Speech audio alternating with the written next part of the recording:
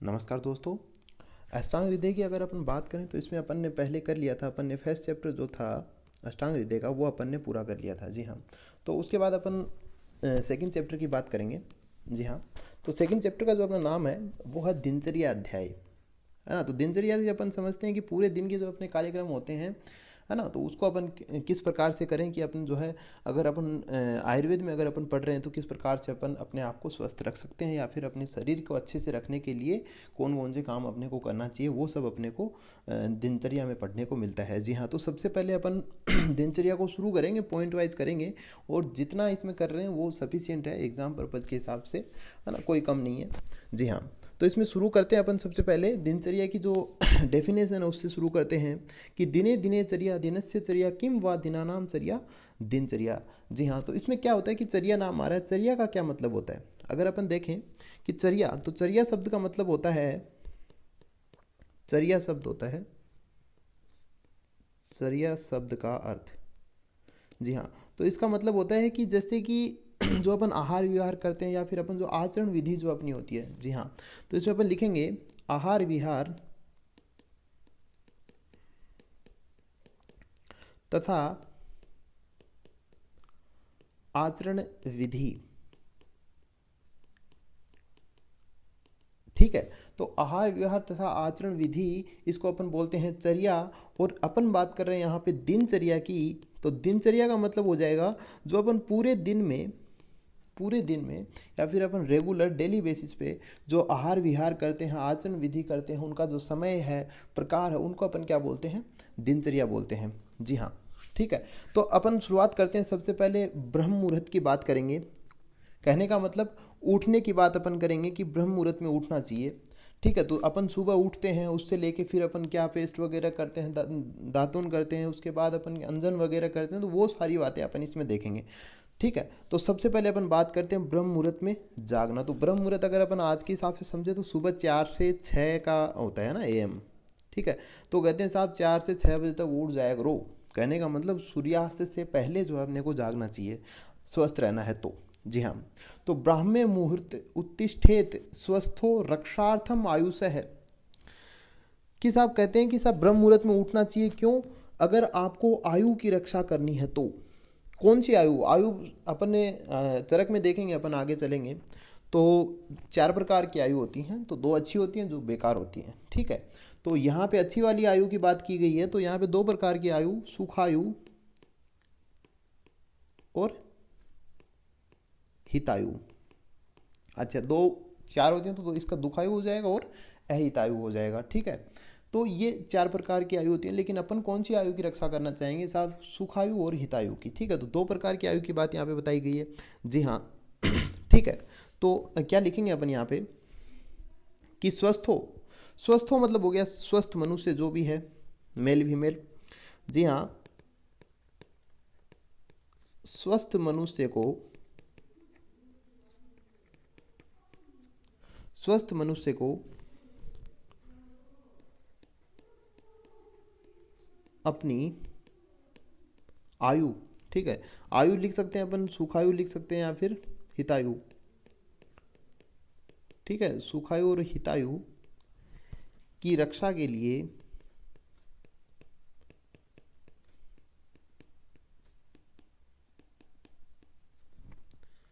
प्रातःकाल ब्रह्म मुहूर्त में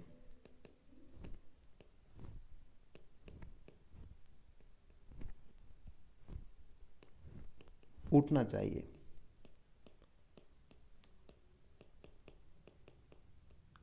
ठीक है। ब्रह्म मुहूर्त में उठने की बात अपन ने की यहाँ पे। इसके बाद अपन बात करेंगे दंत धावन की। जी हाँ। जो अपन ब्रश वगैरह करते हैं, तो उसमें सबसे पहले बताया गया है वाग्भट के द्वारा कि शरीर चिंत्याम निर्वर्ते कृत सोच विधिस्तः है, कि सबसे पहले शरीर की चिंता से निवृत्त होकर, मुक्त होकर। तो शरीर की चिंता से निवृत्त होने का मतलब क्या होता है कि साहब जब आप सुबह उठते हो तो क्या वो आपके लिए सही है उठना? कभी कभी क्या होता है कि अगर पेशेंट रोगी है, मतलब कहने का मतलब अगर व्यक्ति जो है, मनुष्य जो है, अगर पेशेंट है, रोगी है, तो उस केस में क्या है कि आपको आप थोड़ा डिले भी कर सकते हो, उठना थोड़ा डिले हो सकता है, लेकिन अगर आप उठे हो तो आपको कोई आलस नहीं होना चाहिए किसी प्रकार का, उठ गए, ठीक है, तो उसको बोलते हैं निवृत्त होना कि हाँ मैं सही उठा हूँ। जी हाँ। उसके बाद वापस सोने की इच्छा नहीं है। जी हाँ। इसके बाद क्या करना होता है कि विधि पूर्वक सोच, है ना, विधि पूर्वक सोच करना है, मतलब क्या होता है कि आपको सुबह की जो दैनिक क्रियाएं हैं वो करनी है और उनमें अच्छी तरीके से जो है वो अपने हाथ पैर वगैरह वॉश करने हैं। जी हाँ। इसके बाद अपने को क्या करना है, उसके बाद अपने को जो दंत धावन का कार्यक्रम करना है। जी हाँ। इसमें क्या है, इसमें दंत धावन में लिखेंगे अपन आराम से 5 प्रकार के जो पौधे बताए गए हैं। अर्क सबसे पहले, जिसको अपन बोलते हैं मदार, जो कैलाट्रोपिस प्रोसेरा होता है ना, अर्क। जी हाँ। नेग्रोध होता है, नेग्रोध बोलते हैं अपन, जो बरगद का पेड़ होता है ना, बरगद को बोलते हैं नेग्रोध। तो ये पर्याय आपको देखने को मिलेगा बहुत जगह। खदीर है, खदीर अपन बबूल को बोलते हैं, क्रंज, ठीक है, क्रंज तो क्रंज ही होता है। और ककुब, ककुब, ककुब भी होता है, अर्जुन को बोलते हैं ककुब, है ना, अर्जुन होता है, ठीक है। तो ये सब जो है जनरली आचार्य वाघभट्ट ने 5 बताए हैं।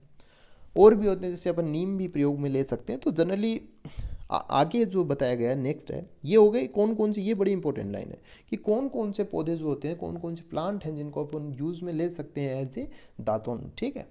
इसके बाद है नेक्स्ट है प्रात्र भुक्त्वा, कि साथ 2 प्रकार का 2 काल होते हैं दातुन करने के, एक तो सुबह करें और एक खाना खाने के बाद करें, ठीक है। तो अपन यहाँ तक अपन लिखते हैं सबसे पहले कि उठते ही क्या करना है, शरीर की चिंता से मुक्त होना है, चिंता से निवृत्त होना है, निवृत्त होकर विधि पूर्वक सोच करना है ना, वो तो समझ गए हैं आप, तो सोच विधि करके, करने के पश्चात, ठीक है, सोच विधि करने के बाद क्या करना है अपने को 5 प्लांट लेने हैं। मैं यहाँ पे थोड़ा हाईलाइट कर देता हूँ कि साहब आपको सबसे पहले अर्क, मदार, जो भी बोले आप उसको आग समझें, ठीक है। नेग्रोध, नेग्रोध होता है बरगद को बोलते हैं साहब, ठीक है, ये याद कर लेना, 5 नाम जरूर क्वेश्चन आ जाता है इनका, ठीक है। खदीर हो गया, खदीर बोलते हैं किसको, बबूल को बोलते हैं, बबूल, अकेसिया, है ना। करंज हो गया, करंज के बाद में ककुब, ककुब अपन अर्जुन को बोल सकते हैं, अर्जुन जनरली अपन बोले अर्जुन की छाल का प्रयोग करना, तो अर्जुन की छाल का बहुत यूज होता है, तो अर्जुन की डाली भी यूज में लेते हैं दातुन के लिए, ठीक है। तो ये इसके आगे अपन लगा देते हैं आदि। इनमें से किसी एक की जो अपने को क्या लेना होता है, डाली लेनी होती है, उससे फिर अपने को क्या करना है, पेस्ट दातुन करनी है, ठीक है। वृक्षों में से किसी एक की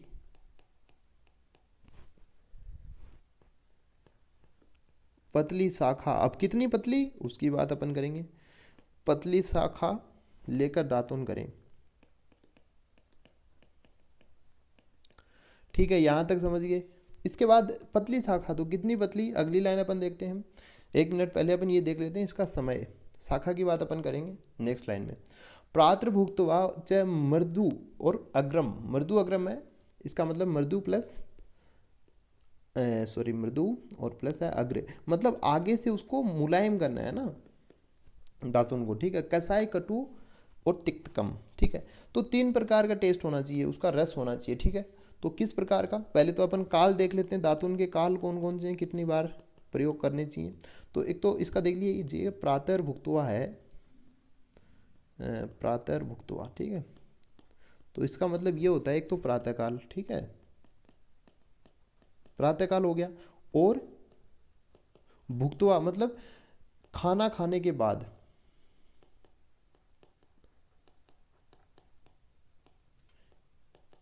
ये दातुन के काल होते हैं। तो खाना खाने के बाद इसलिए क्योंकि ताकि वो क्या हो जाए,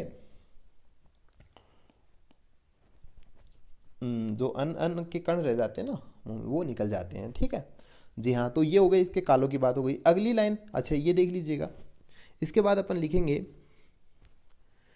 ये दो लाइन है, ये इसमें अपन लिखेंगे दातुन करने की विधि, इसके अंदर अपन लिख सकते हैं दातुन करने की विधि।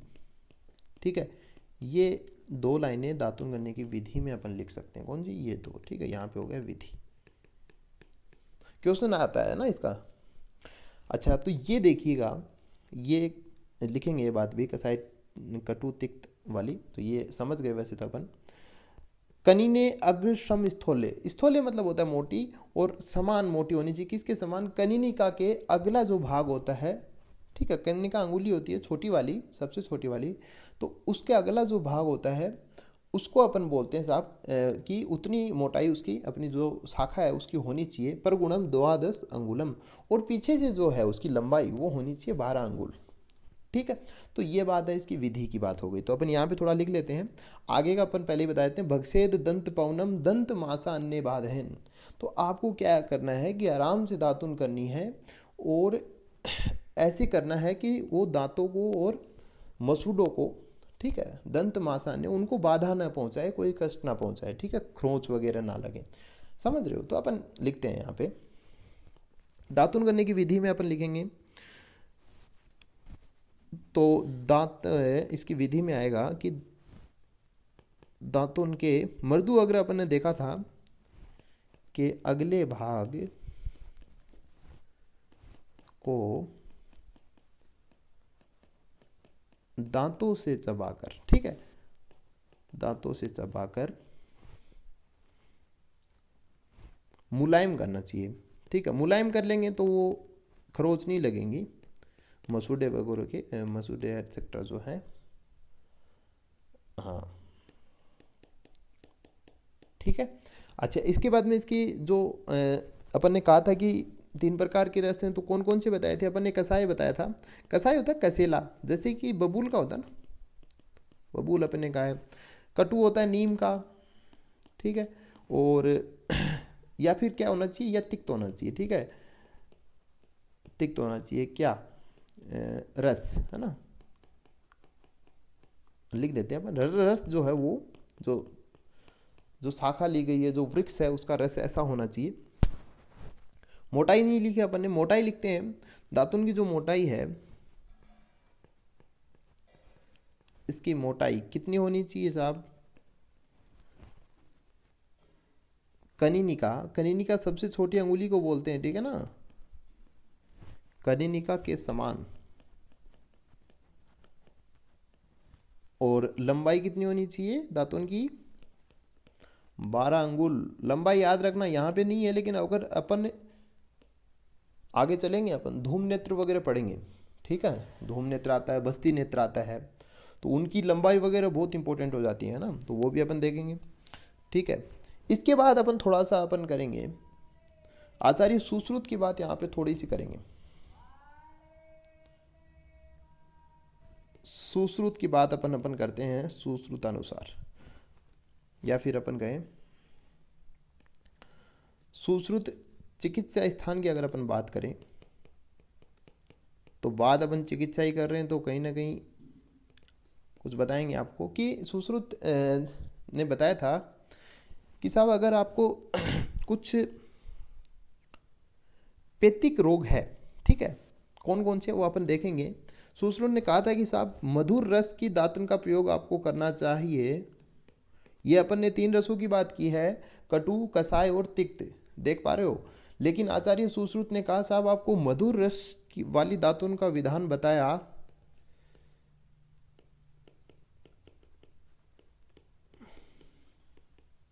सुश्रुत चिकित्सा स्थान में, ठीक है, विधान बताया किस प्रकार की डिजीज के लिए। उन्होंने कहा कि साहब अगर आपको मुख पाक है, या फिर मुख में दाह है, मुख दाह जिसको अपन कहें, इन दोनों में से कोई समस्या है, तो आपको क्या करना चाहिए?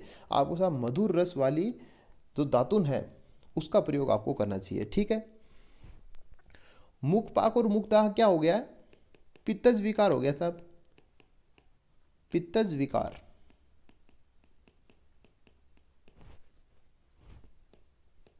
तो अपन लिखेंगे कि मुख पाक या मुखदाह आदि पित्तज विकारों में प्रयोग करना चाहिए किसका? मधुर रस वाली दातुन का। किसने कहा साहब? सुश्रुत ने कहा। कहाँ पे? चिकित्सा स्थान में। ठीक है, प्रयोग करना चाहिए। इतना साहब समझ आ गया। इसके बाद अपन ने यहाँ पे सिर्फ दातुन की बात की है। यहाँ पे एक छोटे से प्रश्न की बात आ जाती है, तो प्रश्न अपन देखेंगे थोड़ा सा। एक नाम आता है, छोटा नाम आता है जिह्वा निर्लेखन। ठीक है, जिह्वा निर्लेखन किसको बोलते हैं? एक टंग क्लीनर, जिसको अपन बोलते हैं टंग क्लीनर होता है, जीभ साफ करते हैं उससे अपन। तो उसके जो जीभ साफ करने का जो प्रोसेस होता है उसको जिह्वा निर्लेखन बोलते हैं। तो साहब यहाँ पे अपन ने पढ़ लिया है पूरा लगभग। आप देख पा रहे हो नीचे दातुन का निषेध आ रखा है, तो कहने का मतलब हो गई दंत, लेकिन जिह्वा निर्लेखन का जिक्र नहीं किया है। किसने नहीं किया है? प्रश्न आता है साहब। जिह्वा निर्लेखन का वर्णन किसने किया है? साहब चरक ने बताया है इसके बारे में, सुश्रुत ने भी बताया जिह्वा निर्लेखन के बारे में। ऐसा नहीं है कि वाग्भट ने नहीं बताया, आचार्य वाग्भट ने भी जिह्वा निर्लेखन के बारे में बताया है। लेकिन साहब कहाँ पे बताया है? साहब जो अष्टांग संग्रह है ना, उसमें बताया है। और कहाँ पे नहीं बताया? जो अष्टांग हृदय है जो अपन अभी पढ़ रहे हैं, ठीक है, यहाँ पे जो है वो जिह्वा निर्लेखन के बारे में नहीं बताया। समझ पा रहे हैं आप? ठीक है, तो प्रश्न आ जाता है, अगर अपन बात करें, ऑब्जेक्टिव क्वेश्चंस आते हैं पीजी वगैरह एग्जाम्स में कि जिह्वा निर्लेखन का वर्णन कौन से ग्रंथ में नहीं है? चरक संहिता, सुश्रुत संहिता, अष्टांग संग्रह, अष्टांग हृदय। तो आपको उत्तर डालना है अष्टांग हृदय। समझ पा रहे हो? इस प्रकार के कोई भी और प्रश्न आते हैं जरूर बताएंगे आपको। जी हाँ, इसके बाद अपन आगे चलते हैं। अब आगे अपन बात करेंगे दातुन का निषेध। कि साहब बात तो हो गई, बात हो गई है दातुन करने की, कहाँ कहाँ नहीं करना चाहिए वो अपने को और देखना है। जी हाँ, तो सबसे पहले इसमें लिखा है नाद्य जीर्ण अजीर्ण है, नाद्याद अजीर्ण वमथु श्वास कास जवर अर्दितो। ठीक है, तृष्णा से पाक ऋण नेत्र सिर है कर्णामयी च तत्। जी हाँ, तो सबसे पहले अपन देखते हैं अजीर्ण होने पर कब नहीं करना चाहिए?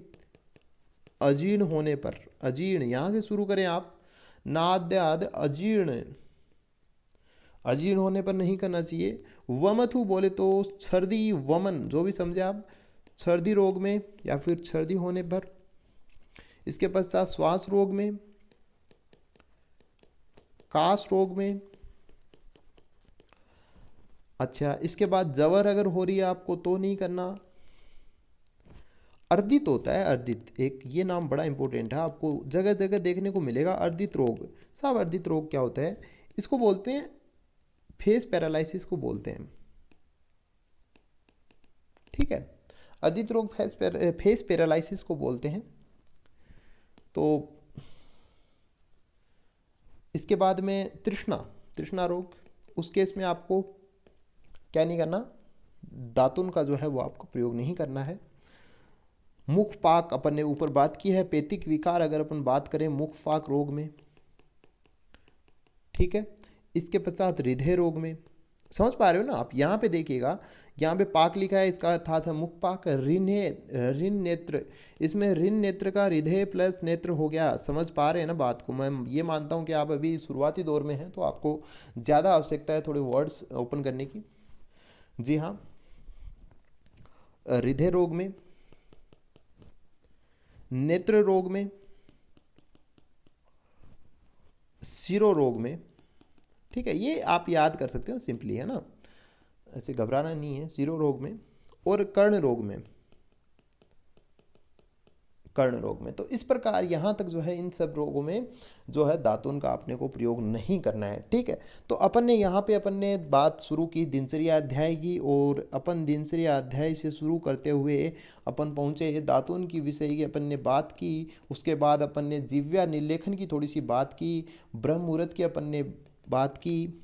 ठीक है, अब अपन इसके बाद जो करेंगे, नेक्स्ट वीडियो में बात करेंगे, वो करेंगे अपन अंजन वगैरह की बात करेंगे। ठीक है, तो ये अपन ने शुरुआत की है सेकंड चैप्टर की, तो जल्दी ही और आगे डालते रहेंगे इनको। जी हाँ, इसके बाद और बात करें तो आप थोड़ा इनके नोट्स वगैरह भी आपको प्रोवाइड करवा देंगे। तो आप व्हाट्सएप पे तो जुड़ते ही हो, मैसेज कर दिया करो, आपको ऐड कर देंगे। और इसके अलावा आप वेबसाइट है, आप वहाँ पे विजिट कर लिया करो। BMS स्टडीज़ आप अगर सर्च करते हो गूगल पे तो उसमें आपको मिल जाएगी, आप देख लेना, थोड़ा सा नीचे चल के देखोगे तो मिल जाएगी।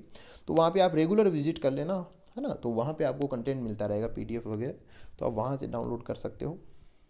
जी हाँ, बहुत बहुत धन्यवाद।